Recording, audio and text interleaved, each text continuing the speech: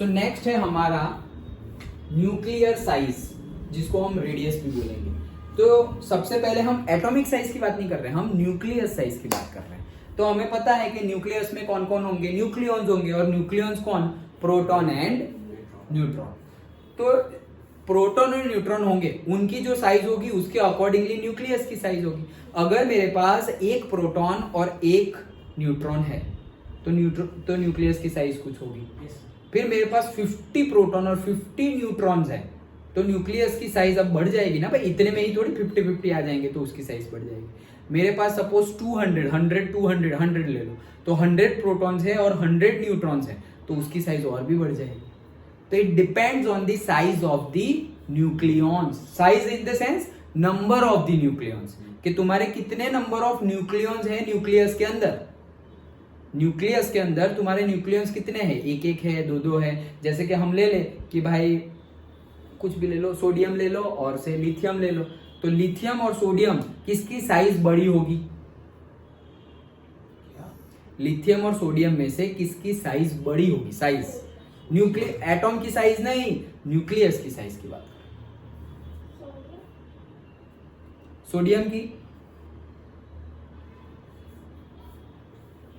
Lithium और sodium में किसकी साइज होगी, सोडियम की होगी। हाँ, तो अगर तुम केमिस्ट्री का कंसेप्ट लगाओ वॉल्यूम वाला तो भी सोडियम की होगी, और ये कंसेप्ट लगाओ तो भी सोडियम की ही होगी। मतलब तुम अगर इलेक्ट्रॉन का कंसेप्ट लगाओ, याद करो पीरियोडिक टेबल में मैंने तुम्हें एक ट्रिक बताई थी, याद है ना, कौन सी, कि अगर हम पीरियोडिक टेबल की बात कर रहे हैं तो अगर हम रो की बात कर रहे हैं तो आइसक्रीम हम खा रहे हैं लेफ्ट हैंड साइड रहकर, तो हम लेफ्ट हैंड साइड में है और ये हमारा आइसक्रीम का कोन है और ऐसे हम खा रहे हैं।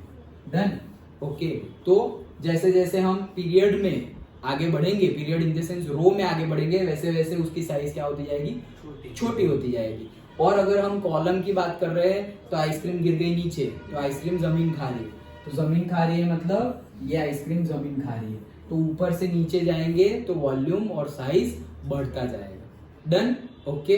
तो ये तो हमें पता ही है। और यहाँ पर भी हम डिस्कस करें तो न्यूक्लियर मतलब यहाँ पर हमने इलेक्ट्रॉन और वो सारे कंसेप्ट लगाते हैं, यहाँ पर क्या कंसेप्ट लगाएंगे, यहाँ पर जितने ज्यादा प्रोटॉन और जितने ज्यादा न्यूट्रॉन उतना उसका साइज ज्यादा।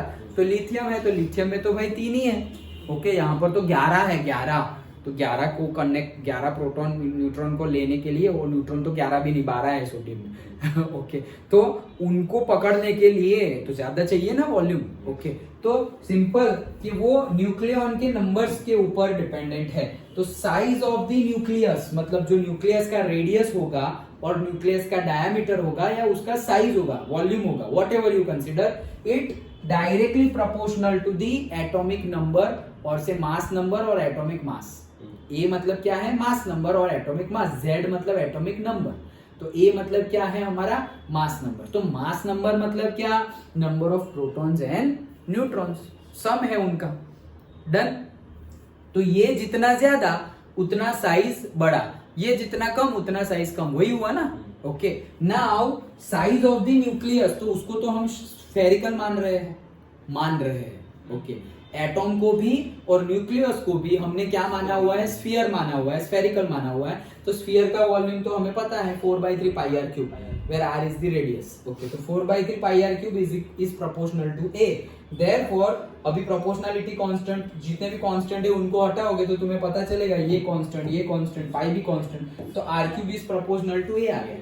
और अगर क्यूब रूट निकाल ले दोनों साइड, तो यहाँ पर क्यूब रूट निकालेंगे और से 1/3 से मल्टीप्लाई कर लो, पावर लिखा लो, तो इसको रेस टू 1/3 और इसका रेस टू भी 1/3 बोथ साइड, ओके। तो ये 3 और 3 कट हो जाएगा और ये 1/3 आ जाएगा।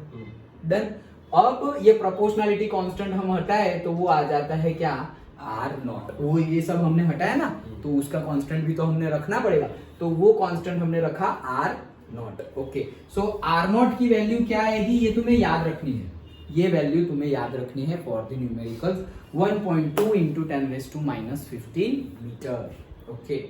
1.2 इंटू 10, 1 भी बोल सकते हो कैलकुलेशन के लिए, लेकिन याद रखने के लिए 1.2 इंटू 10⁻⁻15 मीटर। मतलब न्यूक्लियस याद करो, अगर हम word by word, line by line जब चैप्टर पढ़े थे केमिस्ट्री में, ओके, तब हमने बोला था कि एटॉम की साइज जो होती है, एटॉम की साइज वो 10⁻⁻15 के अराउंड होती है।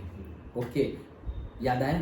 तो एटॉम की साइज 10⁻15 के अराउंड होती है, और मतलब इतना दूर जाओगे, ओके, मतलब एक होता है जैसे कि 10⁻⁻1 और 10⁻²। तो देखा था हमने कि एटॉम की साइज और न्यूक्लियस की साइज में डिफरेंस है। ओके, तो ऑब्वियसली एटॉम बड़ा होगा और न्यूक्लियस उससे छोटा होगा, सिंपल है। तो कितना डिफरेंस है उनमें? 1 लाख टाइम डिफरेंस है। कितना? 1 लाख 10⁵.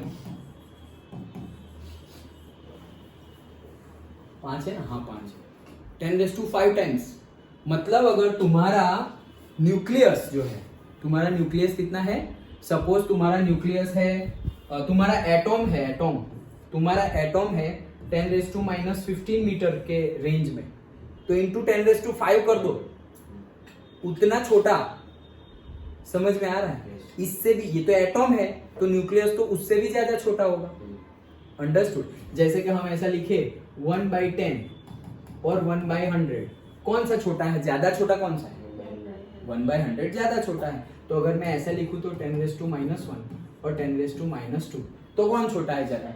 वही 10⁻²। तो वैसे ही यहाँ पर 10⁻15 है और 10⁻⁻ से मान लो 10 है, तो कौन ज्यादा छोटा? -15। तो एटॉम की साइज क्या होती है? Like this. और न्यूक्लियस की देखो हमने जो साइज निकाली वो कितनी आई? 10⁻⁻15। तो ये एटॉम और उससे भी छोटा न्यूक्लियस। अंडरस्टूड? समझ में आया?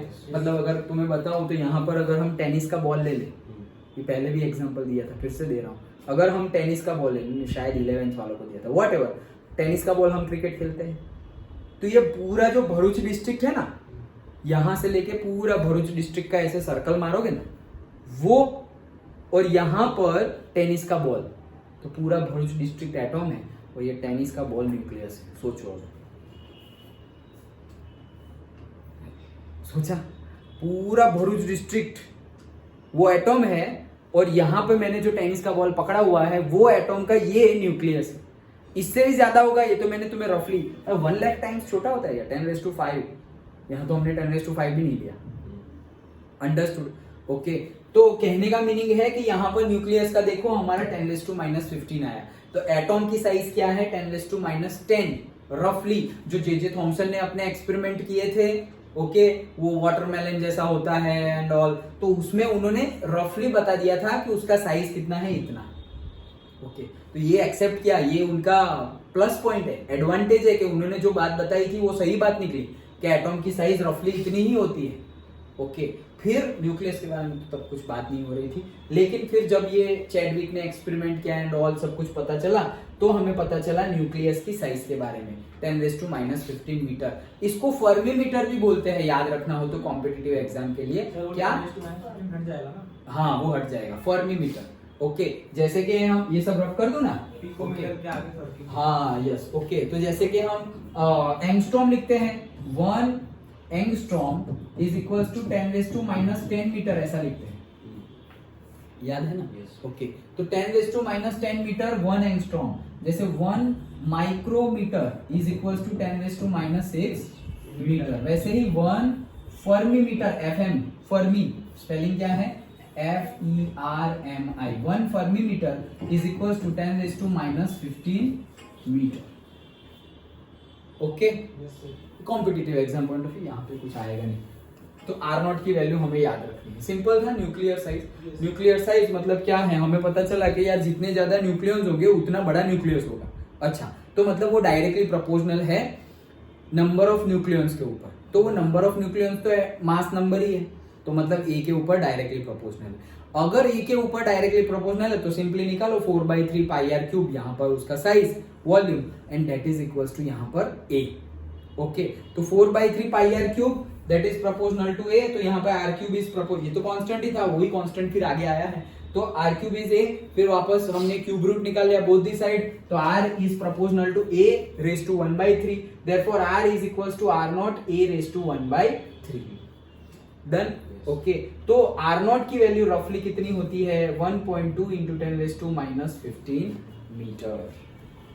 आर नॉट की वैल्यू वो हमें रखनी पड़ेगी। तो अभी तुम्हें साइज मिलेगा, साइज मिलेगा, जो भी न्यूक्लियस तुम कार्बन लोगे तो कार्बन का मिलेगा। फिर क्यों, क्योंकि कार्बन के लिए तुम ए कार्बन का लोगे, फिर सोडियम के लिए ए सोडियम का लोगे। डन, ओके, पता चल गया।